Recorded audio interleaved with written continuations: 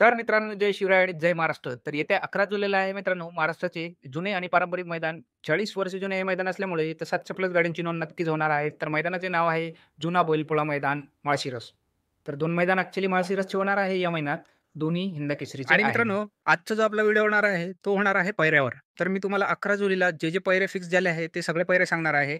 आणि एक गोष्ट सांगायची आणखी होती मित्रांनो, हे जे पैरे मी सांगणार आहे, ते ऑलमोस्ट 80% 70% फिक्स आहे. बाकी 100% तर आपण सांगू शकत नाही. 100% मीच काय मित्रांनो, YouTubeवरती तुम्हाला कोणीच 100% फिक्स पैरे सांगू शकणार नाही. आणि त्यामुळे मित्रांनो, मी हे जे माहिती काढूनच व्हिडिओ बनवतो आणि जेवढे पैरे मी सांगितले की 70% फिक्स राहणार आहेत. तर चला डायरेक्टली स्क्रीनवर नेतो आणि तुम्हाला पैरे दाखवतो. तर मित्रांनो, हा आहे पहिला पैरा जो तुम्हाला उद्याच्या मैदानात म्हणजेच 11 तारखेच्या मैदानात दिसू शकते.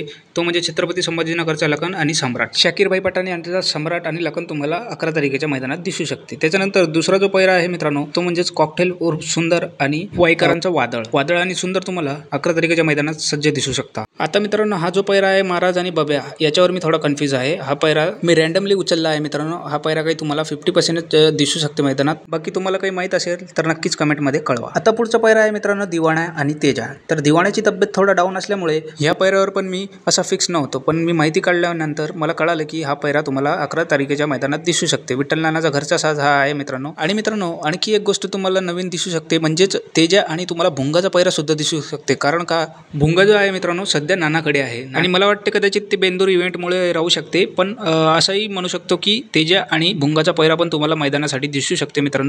आणि आता आपण नवीन पैरा बघू. त्याच्यानंतर हा जो पैरा आहे तो 70% फिक्स आहे मित्रांनो, घोटकरांचा सर्जा आणि भुंगा.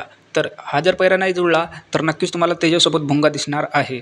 त्याच्यानंतर पुढचा पैरा बघू. त्याच्यानंतर मित्रांनो, नुकताच पेडगाव हिंदकेसरी गाजवलेल्या हारण्याचा पैरा मित्रांनो तुम्हाला रणजित निंबाळकर सरांच्या सर्जासोबत दिसू शकते. आणि हा पैरा जवळजवळ फिक्सच आहे मित्रांनो. हा पैरा कन्फर्म आहे. 11 तारखेला पळताना तुम्हाला हा पैरा दिसणार आहे. त्याच्यानंतर मित्रांनो, छत्रपती संभाजीनगरचा चिमण्या आणि त्याच्यासोबत पाखऱ्या तुम्हाला 11 तारखेच्या मैदानात पळताना दिसणार आहे. हा पैरा जवळजवळ 70% फिक्स आहे मित्रांनो. त्याच्यानंतर रणवीर राहुलभाई पाटील यांचा मथुर आणि त्याच्यासोबत तुम्हाला 11 तारखेच्या मैदानात पळताना दिसणार आहे शिरसवडीकरांची रायफल.